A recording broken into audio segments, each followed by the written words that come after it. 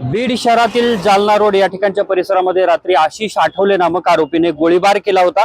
एक बुलेट या परिसरामध्ये त्याने फायर केली होती आणि यानंतर पोलिसांनी यामध्ये कारवाई करत मोकोकामध्ये फरार असलेल्या आशिष आठवलेला बेड्या ठोकलेल्या आहेत, त्याला अटक केलेली आहे आणि आता सध्या या ठिकाणी फॉरेन्सिक टीम देखील दाखल झालेली आहे। पोलिसांनी या ठिकाणाहून जी गोळी झाडली होती त्याची शील्ड देखील ताब्यात घेतलेली आहे। सध्या आपल्याला हे पोलिसांचं देखील एक पथक या ठिकाणी पाहायला मिळतंय। बीडच्या शहरातील ही संपूर्ण घटना असल्यामुळे बीड शहरामध्ये पुन्हा एकदा खळबळ माजली होती। रात्रीच्या सुमारास आरोपी आशिष आठवले याने हा गोळीबार केला होता।